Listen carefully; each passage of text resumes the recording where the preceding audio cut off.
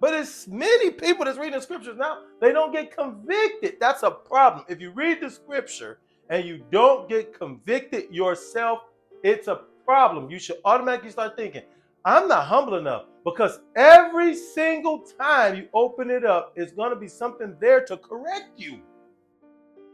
I'm going to restate that because it seemed like hyperbole, and I have to restate it for accuracy. Every single time you open it up and read it, it should convict you. That's the way it's designed. It may convict you a whole lot to where you like, oh, I need to fast and pray and go and weep somewhere. Or it could just chastise you right quick. Dang, I did that. I was doing that yesterday. I got to stop that. But every single time, the way it's designed is to constantly correct. People coming to the scripture like, yeah, Ruth, that's me. And you feeling good when you're done with it. Something is not right at the way you're approaching it. Trust me, because Ruth, Boaz, all of them, they're complex characters. They got a lot going on. Picky choosers. On one hand, people that come to the scripture and then you see them repeat it. They like, oh yeah, I can't wait till I'm in the season of David. Which season of David? They only want to talk about the one where he just popped my man in the grill with the rock. You see what I'm talking about? Or the one where he danced naked back to the house. You see what I'm saying? Do you think they want to talk about the one where he was hiding out in holes from his own son? Knowing that he's going to have to murder him? They want to talk about that season of David? Which one? That's what I'm trying to tell you. So then people want to say, I'm waiting on my Boaz, but they trying to point to picky choosers with no humility who approach the scripture every time they only want to find what they want. You know, the one scripture that's going to justify them getting money. You know, because Jesus picked a gold coin out of a fish's mouth. I'm going to go down to the Detroit River and see what I can get. Bro, did you read that? Did you read that good? He told the man twice to go without it. The man refused. That's what I'm saying about picky choosing. When you come into the scripture trying to do what you want to do with it, you get out of it. God can give you a gold coin anywhere you can go. You can stay in a 5-star hotel in the penthouse suite. I'm telling you, God. I know it's there. I guarantee you I can find somebody preaching that from that chapter. Yeah, our Father got a blessing for you. You could get a gold coin out of a fish's mouth, and next thing you know, you'll be in the penthouse of a 5-star hotel. Christ crucified. That's what we're talking about. We're not talking about staying in the penthouse of a 5-star hotel. We're talking about Christ crucified, man.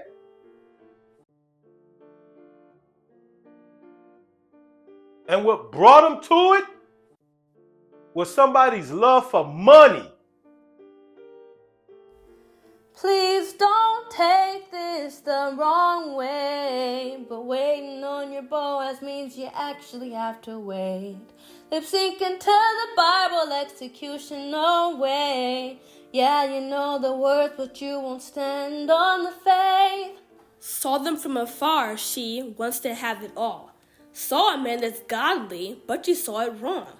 If you're after barley, then please move along. This one is for the ladies, like Ruth who searched for God. Being taken care of because of her faith. Loving, kind, and humble, not focused on her face. She will never stumble, such is Ruth's case, and Boaz can love her. This is the Lord's grace. Ruth 2. Now Naomi had a kinsman of her husband's, a man of wealth, of the family of Elimelech, whose name was Boaz. And Ruth the Moabitess said to Naomi, Let me go to the field, and glean among the ears of grain after him in whose sight I shall find favor. And she said to her, Go, my daughter. So she set forth and went and gleaned in the field after the reapers, and she happened to come to the part of the field belonging to Boaz, who was of the family of Elimelech. And behold, Boaz came from Bethlehem, and he said to the reapers, The Lord be with you. And they answered, The Lord bless you. Then Boaz said to his servant who was in charge of the reapers, Whose maiden is this? And the servant who was in charge of the reapers answered, It is the Moabite maiden who came back with Naomi from the country of Moab.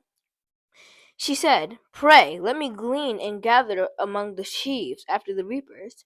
So she came, and she has continued from early morning to now, without resting even for a moment. Then Boaz said to Ruth, Now listen, my daughter, do not go to glean in another field, or leave this one, but keep close to my maidens.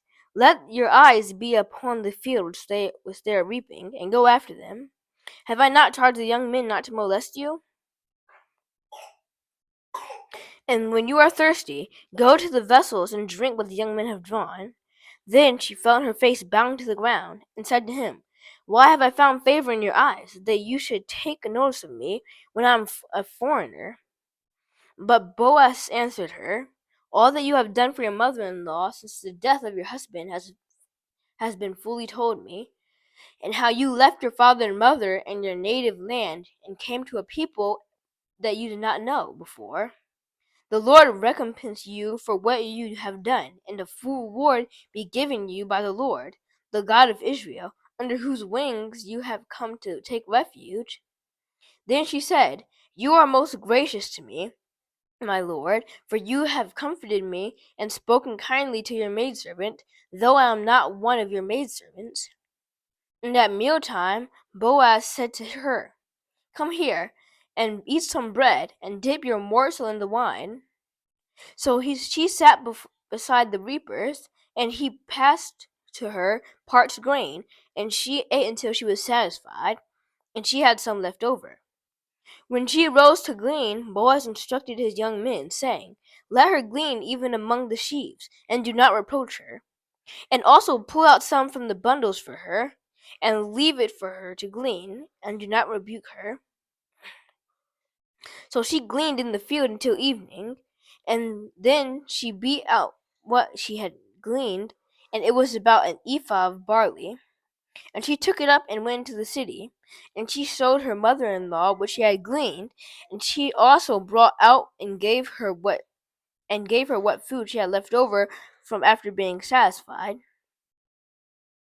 And her mother-in-law said to her, Where did you glean today, and where have you worked? Blessed be the man who took notice of you. So she told her mother-in-law with whom she had worked. And said, The man's name with whom I work today is Boaz. And Naomi said to her daughter-in-law, Blessed be he by the Lord, whose kindness has not forsaken the living or the dead. Naomi also said to her, The man is a relative of ours, one of our nearest kin. And Ruth the Moabitess said, Besides, he said to me, You shall keep close by my servants, till they have finished all my harvest. And Naomi said to Ruth, her daughter-in-law, It is well, my daughter, that you go out with his maidens, lest in another field you be molested. So she kept close to the maidens of Boaz, gleaning until the end of the barley and wheat harvest. And she lived with her mother-in-law. This word of the Lord. Peace be our Father, Yah.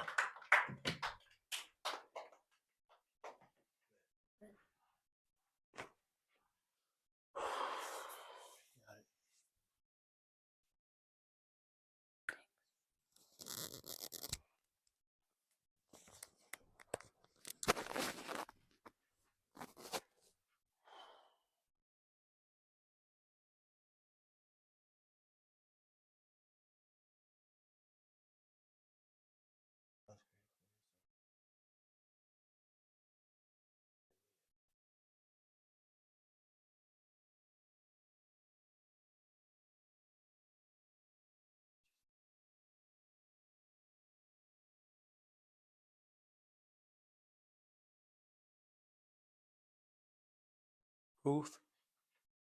2. Ruth 2.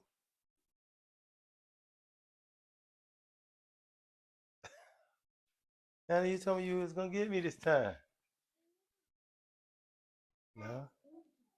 Oh, yeah? Maybe next time. Ruth 2. Whose hand shot up? Y'all think y'all got it? Emmanuel. A Boaz. That's gotta be on some Boaz. You know what? That's legit in how you think about him, because I'm gonna preach on that too. I'm gonna preach on that aspect of him. That's getting on me. That's right. Type of guy. Type of dude. Who's next? Ephraim? Ephraim.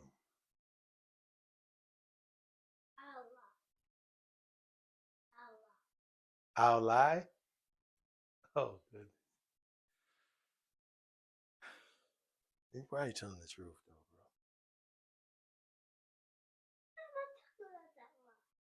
bro. Don't worry about it.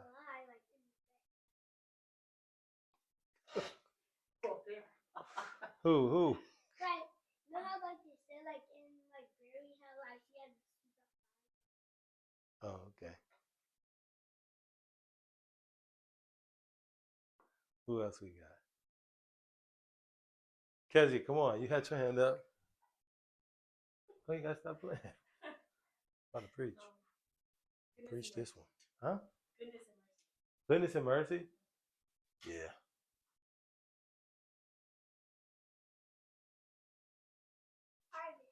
Harvest. Okay. Harvest.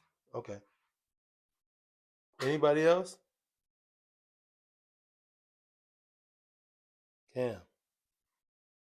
You ain't got this one? Really?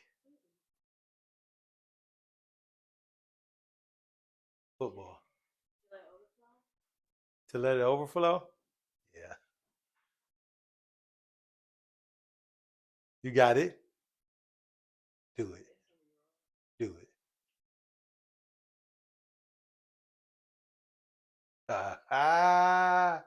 High value man. Yeah, it's on point. She calls it high value man. It's on point. Ruth 2. I'm waiting on my Boaz.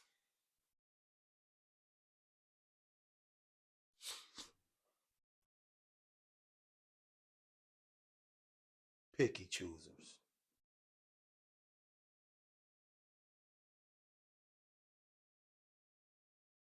Ruth 2. I'm waiting on my Boaz. Picky choosers. This one I'm preaching kind of like in the inverse. Because, and I seldom do this. I don't really do this a lot. But I'm going to do it today because I feel like it. What I'm being led to do anyways. Because really, each time I preach, I do find purpose into the preached word and the righteousness of our Father, because I'm always being edified in the Spirit to minister to the Father and to the people, to say, am I preaching the righteousness of our Father? A. B. Is this a word that can be applied for righteousness? You see that? Can it be applied? That's why there are a couple places and preachers and stuff I still respect, are dignified. I'll still go and listen to them preach too, because the preaching is geared to have application. Oh man, Dorian Cast over at Life Application Ministries. I respect that. Because each time you preach, you want it to be purposeful that the people can apply it. Typically, I'm sticking right into the scripture. Today, I'm coming from the inverse. because of what I see, because of what I'm experiencing. And I'm going to apply that into the scripture. You see that?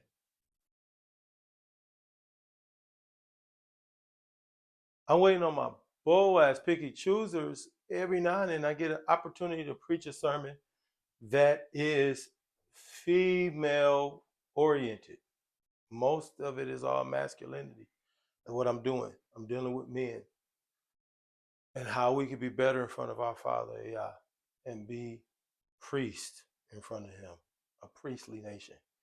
But every now and then, I think, rightfully so, I get to preach something that's more female heavy, but all of it applies to everybody because it's all righteousness. It's all righteousness. Here, we have a situation that we know where it's going. Well, she doesn't know where it's going, but maybe she's hopeful, or maybe she's innocent. Who knows? But we have this current situation in the world where there are a lot of women, because there are a lot of women that find themselves put out or without a mate. And there's this phrase that has popped up into popular culture. And what is it? Of the woman who, this mommy said to Kevin Samuels, mommy said to Kevin Samuels, she said the high value man. You see that? Because who doesn't want the high value man, whatever that is? And you will hear the women say, I'm waiting on my Boaz.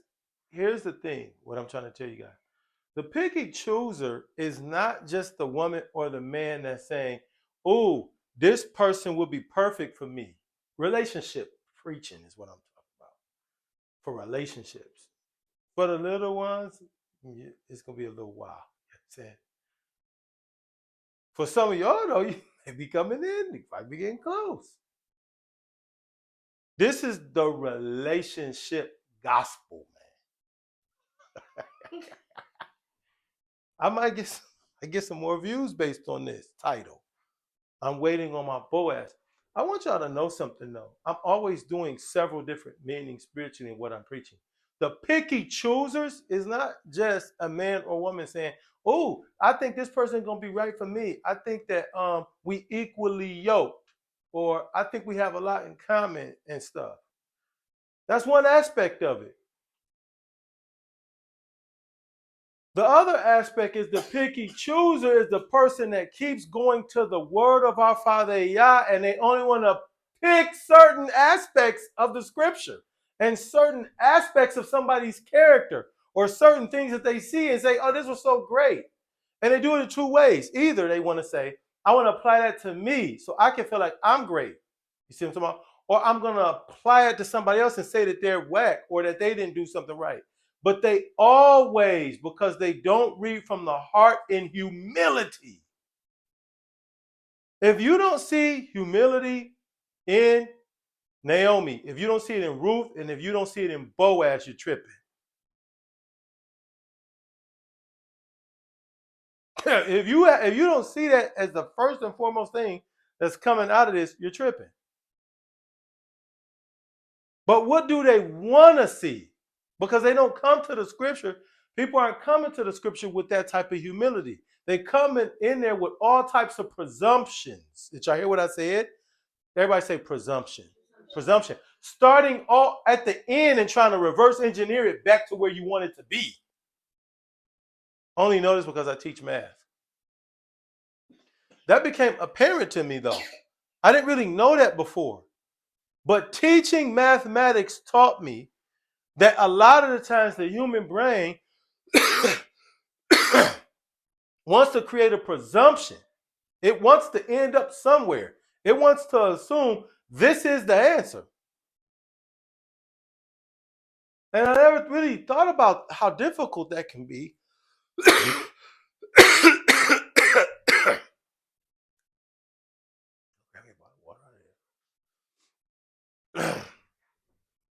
That's a lot.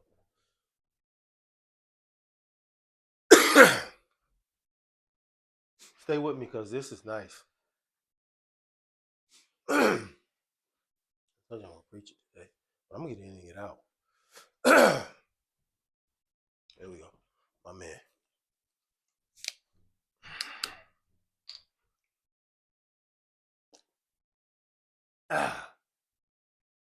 Started teaching mathematics, and I found out something about humanity and the way we think as we get away from God and allow the principalities to tempt us. And I find myself a lot of times in mathematics correcting a very basic thing. I found out that while people don't know the right answer, they presume it somewhere in their head. It must be a temptation of a principality. If you're coming to a math problem, you've never seen it before. You don't even know how to work it. You don't know the rule that apply. But somehow the brain is starting at the end of the problem, presuming what they think the answer could be, and trying to work it back to the beginning. It's a crazy phenomenon. And I didn't understand it until I started to do the math, to teach math. This here is really, it's mind-blowing to me because it's like coming into something very spiritual to understand how the principalities work us toward wickedness. We don't know when our Father is going to judge us all, and we don't know when the Christ is coming back. But a lot of us work as if we did know it back to the beginning, the way we live our lives. It's like we know he ain't coming tomorrow. It's like we know he ain't coming in a minute. You see that? You don't even know these answers, but you work backwards as if you do. I realized that in teaching it. And I'm like, that's how the principalities get us, and we be all wrong. Because after that, it becomes like forcing everything into what we've already presumed. Did you see that? Without being humble enough to approach the issue from the beginning of the problem and just trying to work it through step by step and being honest with yourself about what it is. That's what I'm talking about reading scripture. Picky choosers. Did you see that? You could go into a scripture and you could just clear your heart and mind and pray to the Father for a clear heart and mind and humility. Then when you start to read it, it should convict you. But it's many people that's reading the scriptures now, they don't get convicted. That's a problem. If you read the scripture and you don't get convicted yourself, it's a problem. You should automatically start thinking, I'm not humble enough, because every single time you open it up, it's going to be something there to correct you. I'm going to restate that because it seemed like hyperbole, and I have to restate it for accuracy. Every single time you open it up and read it, it should convict you. That's the way it's designed. It may convict you a whole lot to where you like, oh, I need to fast and pray and go and weep somewhere. Or it could just chastise you right quick. Dang, I did that. I was doing that yesterday. I got to stop that. But every single time the way it's designed is to constantly correct. People coming to the scripture like, yeah, Ruth, that's me. And you feeling good when you're done with it. Something is not right at the way you're approaching it. Trust me, because Ruth, Boaz, all of them, they're complex characters. They got a lot going on. Picky choosers. On one hand, people that come to the scripture and then you see them repeat it. They like, oh yeah, I can't wait till I'm in the season of David. Which season of David? They only want to talk about the one where he just popped my man in the grill with the rock. You see what I'm talking about? Or the one where he danced naked back to the house. You see what I'm saying? Do you think they want to talk about the one where he was hiding out in holes from his own son? Knowing that he's going to have to murder him? They want to talk about that season of David? Which one? That's what I'm trying to tell you. So that people want to say, I'm waiting on my Boaz, but they trying to point to picky choosers with no humility who approach the scripture every time they only want to find what they want. You know, the one scripture that's going to justify them getting money. You know, because Jesus picked a gold coin out of a fish's mouth. I'm going to go down to the Detroit River and see what I can get. Oh, did you read that? Did you read that good? He told the man twice to go without it. The man refused. As I'm saying about picky choosing, you come into the scripture trying to do what you want to do with it. You get out of it. God can give you a gold coin anywhere you can go. You can stay in a 5-star hotel in the penthouse suite. I'm telling you, God. I know it's there. I guarantee you I can find somebody preaching that from that chapter. Yeah, our Father got a blessing for you. You could get a gold coin out of a fish's mouth, and next thing you know, you'll be in the penthouse of a 5-star hotel. Christ crucified.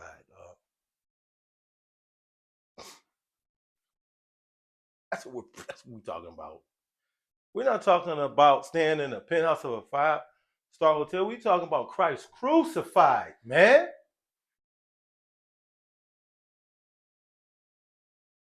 And what brought him to it was somebody's love for money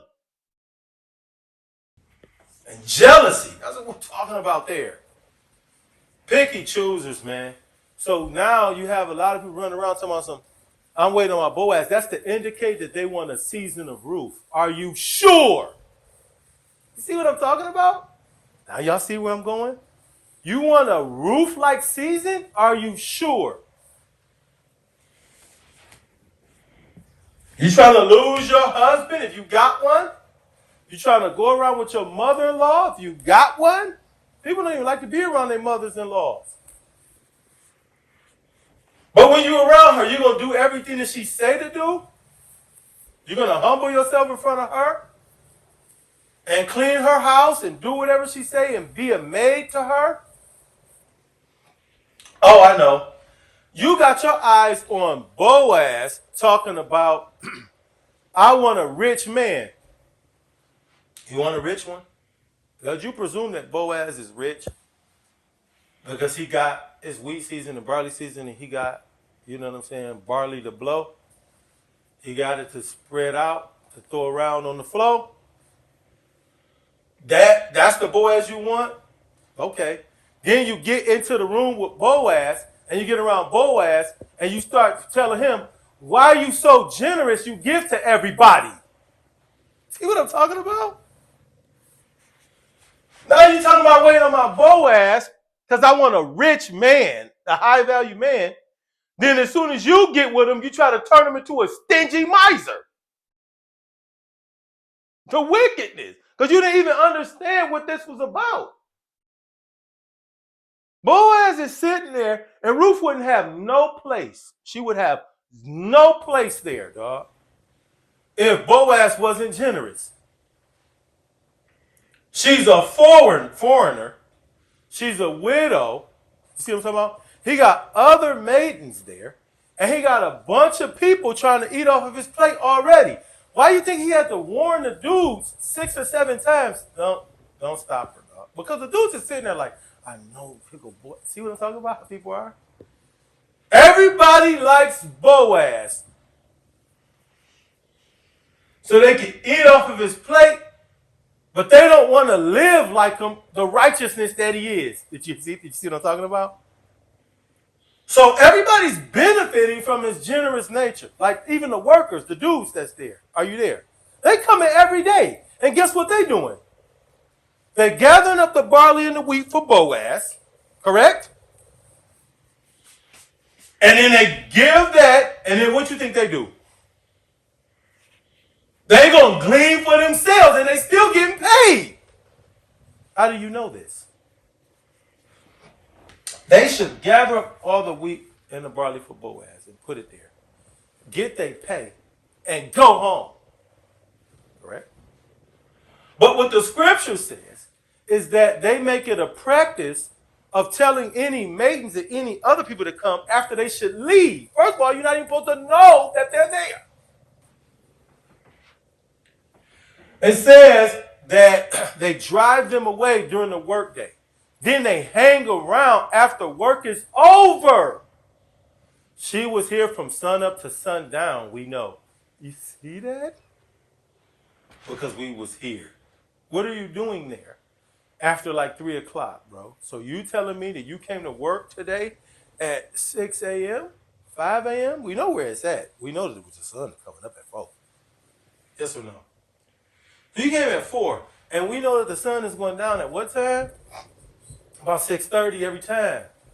But who do you know that's working from the top of the day like that all the way to the end? No. If they choose the first one, they're going to work at the end. Then they're going to leave around about midday. They out of there. They talking about come sundown, they got their eyes on Ruth trying to figure out whether or not she's what? Picking up the little ones that fell on the ground. That's what gleaning is. You see? They doing it, and they're supposed to give the bags over, get paid, and leave. They talking about we're going to give our bags, get paid, then we're going to go back to the place and pick up what we dropped. Y'all got to see it, man. You got to see fully how cerebral Boaz is, too, in his generosity. After he found out he was doing that, he said, well, just let her pick it with you. You know they really threw a riot then. Oh, she get to pick with us? We work here. That's a lady. She get to pick with y'all. Since I know what y'all are doing. Well, she can only pick up the stuff we dropped. Because he knew that they was going back and picking up the stuff that they dropped. You see what I'm saying? They dropping stuff. Then look how cerebral and wild this man is. This is what I was like, I like him. He gonna tell them, this is the part that y'all might have missed in this translation. It's there.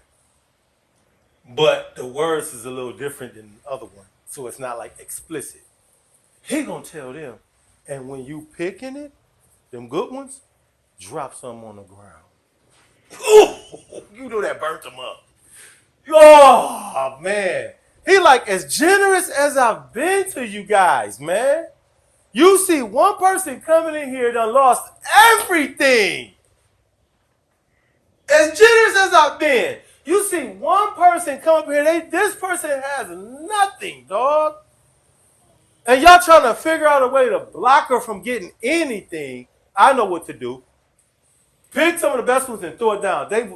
Oh, man. They probably wanted to quit. Like, man, I don't want to work for Boaz no more. He too generous. We over there working and stuff and getting paid, getting all the best grade and stuff like that. He making us drop some on purpose for old girl because he like her.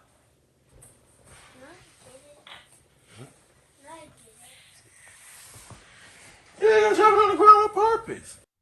The generosity, man. So you want to be a high value man. This is what I'm talking about. Picky choosers. You see what I'm talking about? When mommy brought that out, said a high value man, that's one reason why I was like, I don't know if I always want to use that term because me and her talked about this several times. And I was like, well, the high value man is the way they define it. I don't know if I roll with that because it seems to be like this is a man with a lot of money, but they don't really talk about his character. You see what I'm talking about? And she saw it, she said, but that Boaz, and you saw it because y'all came up with titles that reflected the fact that y'all saw that Boaz is a different type of man. He's doing some things, man. He's nice with it. And you see that and you say, this is high value. But is he rich because he's shrewd? See what I'm talking about? He's not shrewd. He's coming to, I'm going to tell you what Boaz is and what people see and they want. And then they realize, like, it's not really my style when you get up close. You see what I'm saying? You see it from a distance, you want it. You get up close and you're like, hey, it's not really my style because you got all types of principalities over you. Boaz is a man, the hand of God is upon him, blessing him. He's not filthy rich or wealthy at all. He's very generous, but everything that he's doing, the Father is leading him and touching everything. This is why in this famine, he has barley and wheat. Consider it. You think his dirt is different than anybody's? What about his workers? Are they much better workers than everybody's? We can see the character of them. You see that? It's because the Father's hand is on them for the generosity. Guess what? All of a sudden, Boaz will probably turn to Ahab. If the wrong woman get up in there talking about one of the high value men is able to convince him, next thing you know, he becomes shrewd. He starts taking other people's property. You see that? Coveting other people's stuff that ain't his. You see that? Worshiping false gods. You see that? All of a sudden, with the wrong one, this is how he ends up. You see? Picky choosers. You're looking at Boaz from a distance when you're waiting on your Boaz, but what type of waiter are you? Are you long suffering? I was just on the dudes, basically saying, you talking about you high value, but you nothing like Boaz. You see what I'm saying? But now I'm on the women. You talking about you waiting on your Boaz, but are you anything like Ruth? Are you long suffering? Because which one of these eyelash gluer owners is about to stay out in the sun from sun up and sun down? And when that's all said and done, go out there on hands and knees and start trying to find little pieces of grain on the ground to give to their mother-in-law so they can share whatever is left. You see what I'm talking about? This for my mama-in-law I'm doing this. And everybody looking and saying, dang, look at her. She not even from around here. Look at her crawling around in the dirt. Ain't nothing left because you know Boaz workers. You know how they are. You see that? Yeah, you know how Boaz workers are and stuff like that, man. They'll molest you. They catch you out there as a woman trying to glean in theirs. Y'all didn't read that? Boaz workers, his dudes, man, they work for him and he keeps them in line. But them some wild boys. Hey, you get caught out there after dark trying to get few grains and stuff like that. They know. That's when the women go out there trying to get some grains. They'll meet you out there. What's up? And she's out there in the thick of it, risking herself, risking her reputation, risking humiliation. Did you hear what I said? Do you not think that community is judging her? Look at her, that Moabite. You already know they be worshiping all types of gods. She tagging along off of her husband been dead, but she keep running around after Naomi. Naomi ain't got nothing. Now look at her. She trying to push up on Boaz. I guess she go over there trying to get some weed, but ain't no weed out there.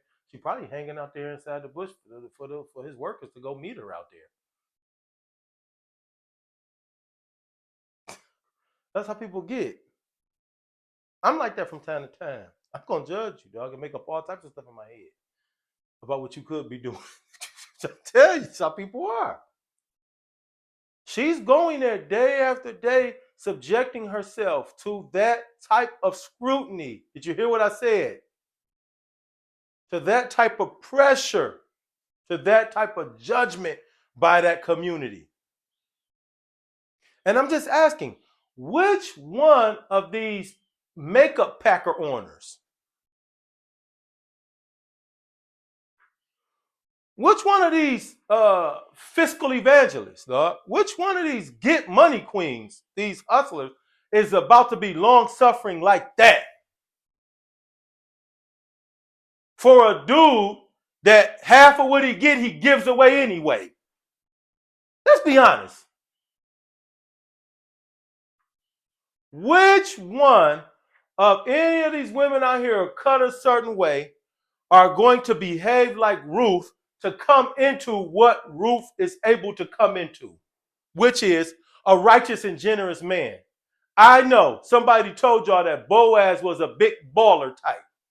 Boaz is nothing more than a righteous, generous man in the priestly lineage. That's what he is. You know, the type really, when you analyze it, it's probably not making a lot of money at all, but the father has ordered his affairs.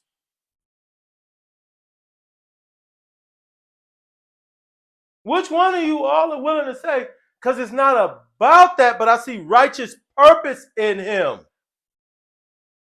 You see that? Because it's not about that. I mean, sure, he probably does have some earning potential. But really, I see righteous purpose in him, and that floats my boat. I see that generosity. I like that. I see that righteousness shine through. I like that. And you know what? I may get in there, and it might be gleaning from time to time.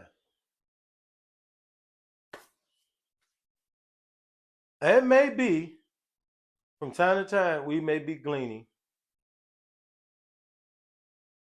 But this type of situation in righteousness, where the Father's hand on it, is made for me. That's what I'm saying. And so when you come into the scripture, I would represent that to any one of them and just say, okay, are you in your waiting on your Boaz season? You in your Ruth season right there? Okay, get out, go get out there, get out. This was some of the pastors and stuff should say, and so the people should say, run into the women like that. Oh, okay, go get out there and do a whole bunch of like community service. Go do all of that. You know what I'm saying? Let's go live off the land. Go do stuff like that for several years. You know what I'm saying? Go do some missionary work. You know what I'm saying? Go do all of that, and don't expect nothing out of it. Go somewhere and do some missionary work for several years. You know what I'm saying? Go live off the land. Go do some volunteerism. Go do all of that without the guarantee of actually landing a man like that. That's the thing. Because that wasn't guaranteed to Ruth, you guys. She wasn't satanically working herself backwards, dog. Understand? I'm thinking to myself, this is where I think that that if somebody is reading the scripture that way, this is where I won't use a strong word like wickedness, but this is where a little bit of the what do you call it, the jade comes in, the shade, the part where it's like, did I see that there? You know what I'm talking about? It's because when Ruth comes into the situation, she said to Naomi, um, can I go and glean over there? Did you see that?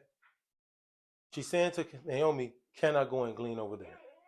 And so and then she comes back and say, oh, his name is Boaz. You see what I'm talking about? So this, you guys, listen to this carefully because I'm closing out and I'm done.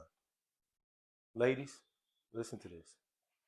Because this is the part where I feel that women will read it and think that they have a license to be picky choosers. Did you hear what I said? Or to think, oh yeah, this is about me finding this type of guy and then just doing what it manifesting it. You see what I'm talking about? Without looking at the type of man that it is and seeing whether that's really something that the Father intended for you, whether you care or not.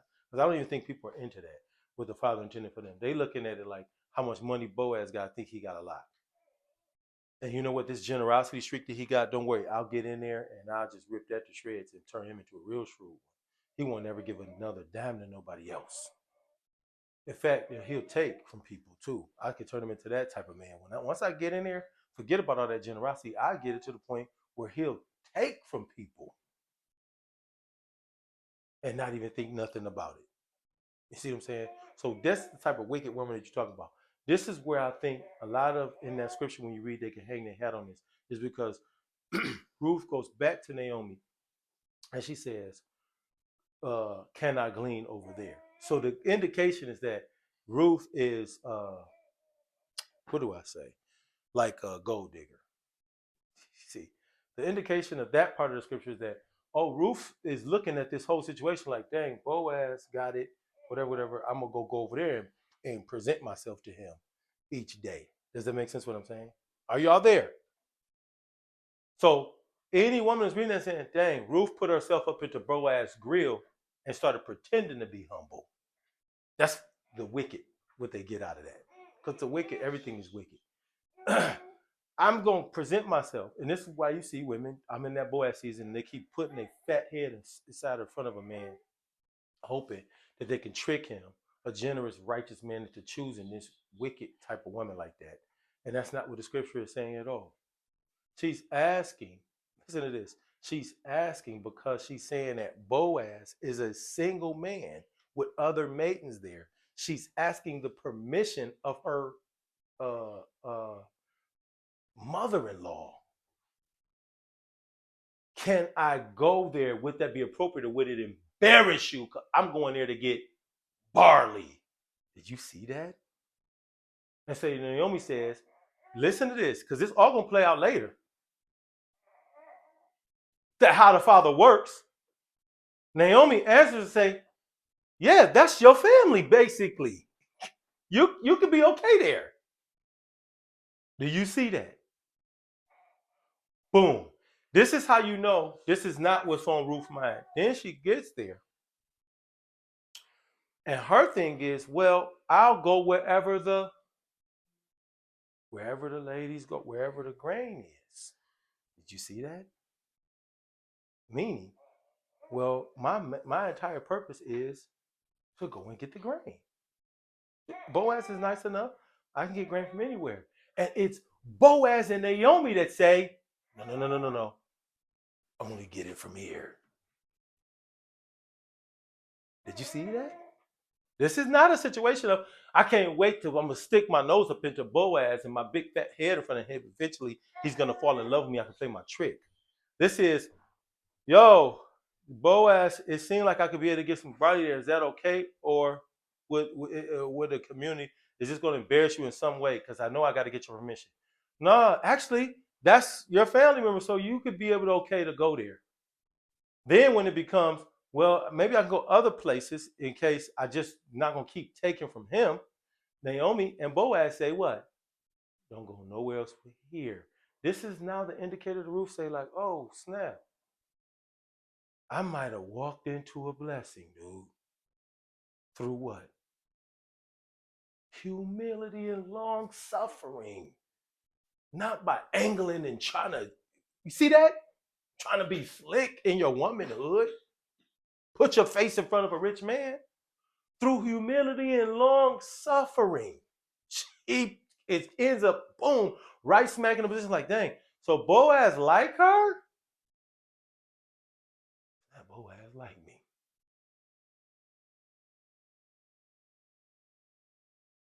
But how is what she said. Were y'all there? She said, but how, dog? I didn't really think so. He says, because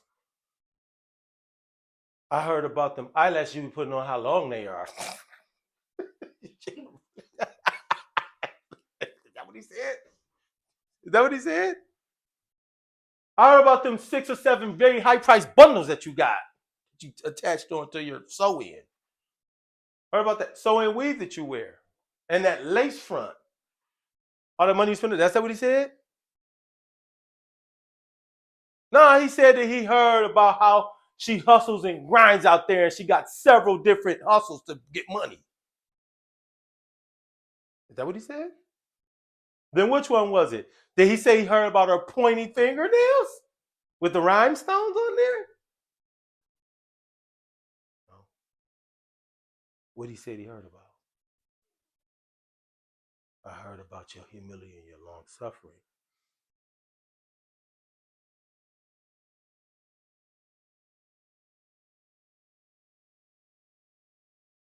And I'm like, that'll do it.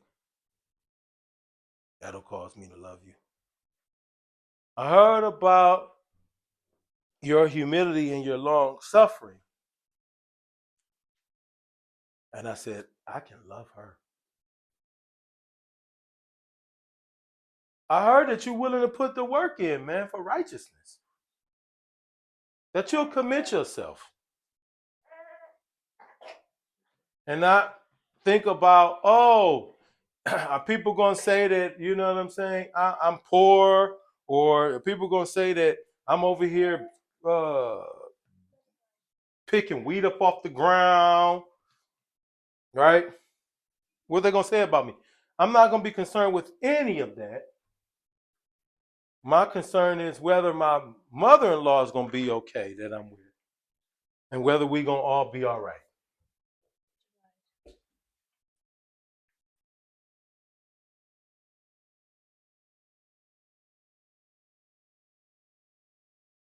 Man, he said, your humility and your long suffering was so attractive to me. That's why a lot of these women don't understand why they just, even after all of that fake stuff that they put on.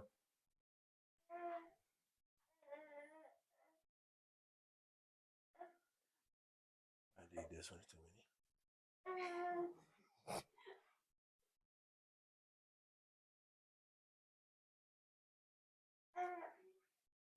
Not much.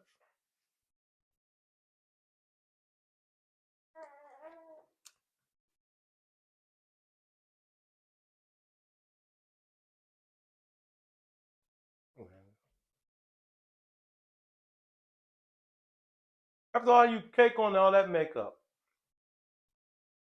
and slap on all those bundles and bundles and bundles of weave. And, you know, all the fake nails, and you shave them to a point. You've done everything. You put on those windshield wipers for eyelashes. And you wonder why. The man is looking and they like, that's still ugly.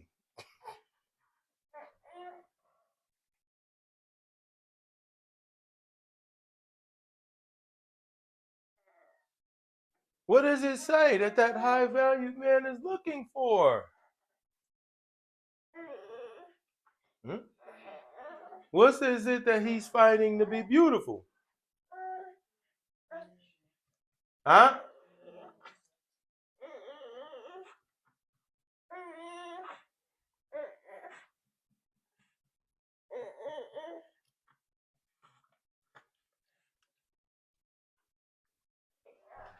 Humility and long suffering.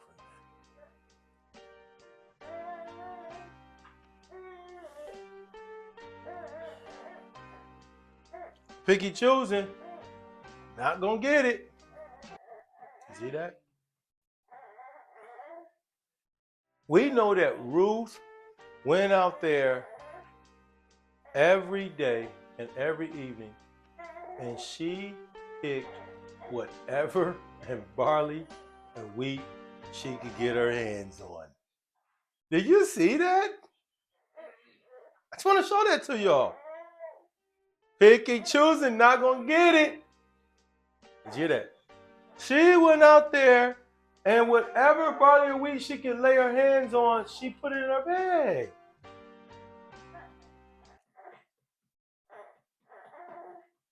It was all over the ground. But by the end of the process, Boaz was like, nope. What did he say? Should we go back and read it? What did he say?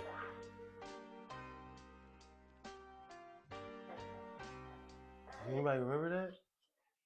He said, give her some of the finest out of the finest standing sheaves. Make sure you break it off some bundle. Yeah.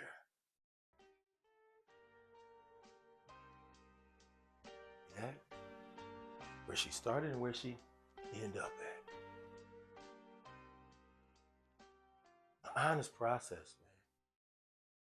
Where the Father starts you and where He's going to end you up at. Just approach it in an honest way. You might start off with some little small little grains and stuff, messed up, stepped on. You know, you got to blow them up and kiss them up to God. God made dirt, dirt don't hurt. Remember that?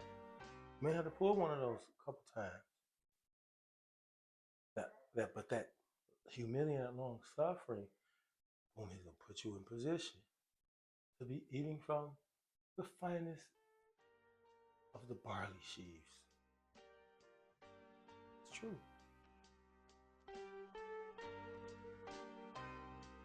Process is still there. And everybody wants to short the process. don't they? I bless you this day. In the name of our Father, Yah.